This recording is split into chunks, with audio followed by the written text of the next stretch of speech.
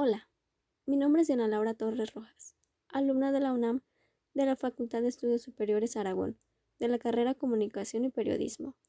El día de hoy nos acompaña la profesora Daniela López Rubí, licenciada en Relaciones Internacionales, profesora en Estudios de Relaciones Internacionales y candidata a doctora en Ciencias Políticas y Sociales.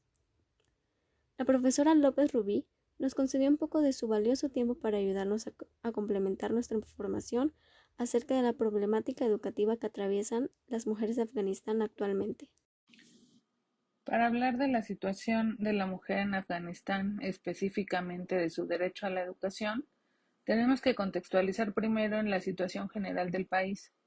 Esta es la segunda ocasión que el régimen talibán gobierna Afganistán y como en la primera vez en la década de los 90, observamos ciertas acciones que hacen que lo veamos como un régimen opresor de la mujer y violentador de sus derechos. En primer lugar, pues bueno, habría que mencionar que es un régimen basado en las leyes musulmanas, lo que conocemos como la Sharia, pero que por la forma en que se practica esta religión, pues se puede interpretar como una forma extrema del Islam.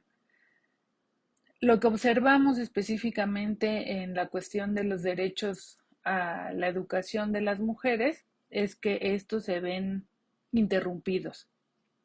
Cuando el talibán llegó al gobierno de Afganistán en la década de los 90, fue tomando acciones paulatinas, pero que fueron incrementando en las restricciones principalmente a las mujeres y posteriormente también a los ciudadanos hombres del país.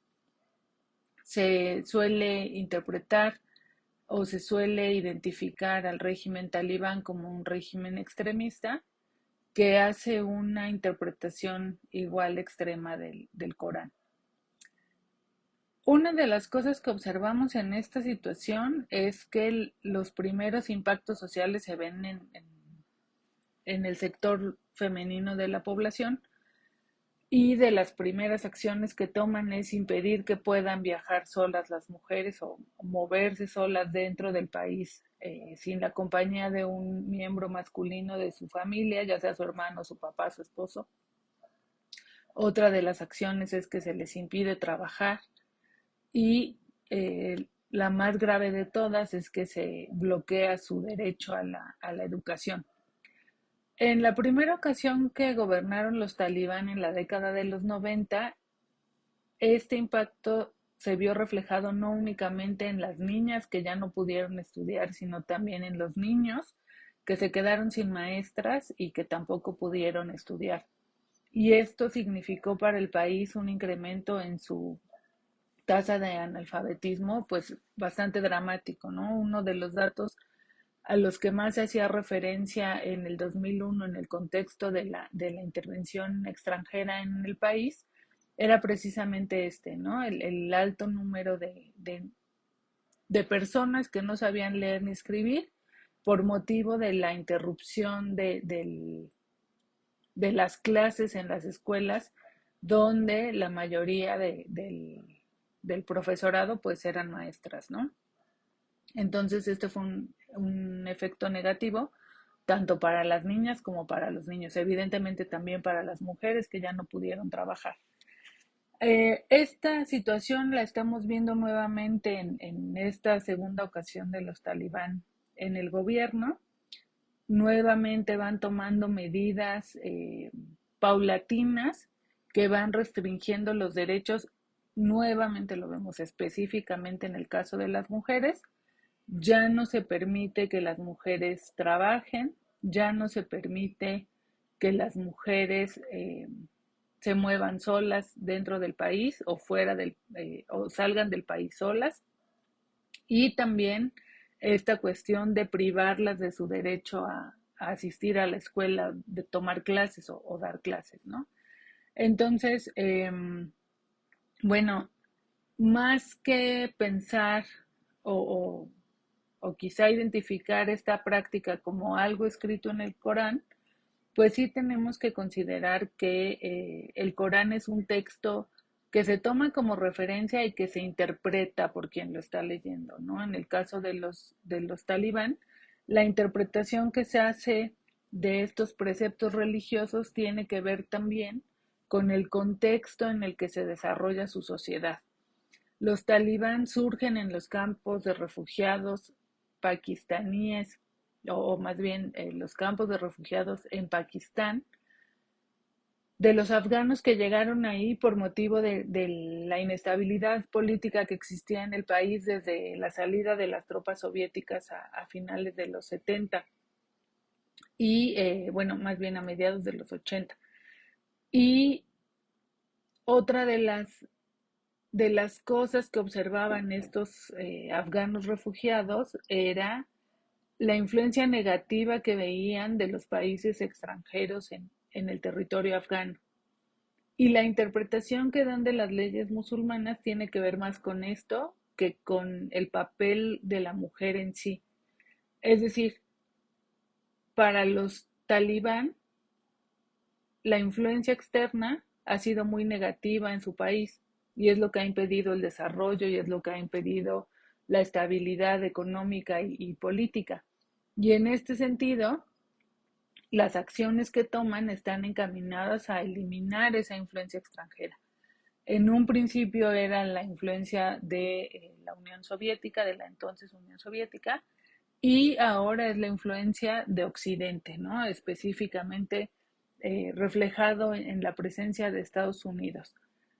Entonces, yo lo que diría es que eh, esta presencia extranjera motiva a que se tomen decisiones drásticas por parte de los talibán y que se ven reflejadas en este sector de la población que es al primero que se afecta, ¿no? Eventualmente las afectaciones son para sectores más amplios, no exclusivamente para las mujeres, pero es ahí donde inician las restricciones, ¿no?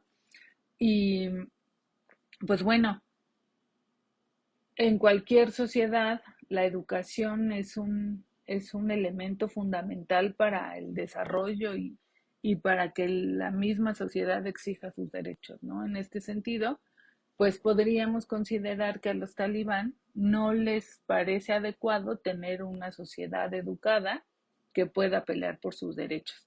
Y yo no lo vería de manera exclusiva en el sector de las mujeres, sino también en todos los sectores que se ven afectados por la falta de mujeres en las escuelas, en las universidades, en todo, en toda la vida social y política del país. Una cuestión importante que hay que considerar es que los talibán en el pasado y en esta ocasión también empiezan a dictar sus normas a base de decretos, no hacen una modificación constitucional.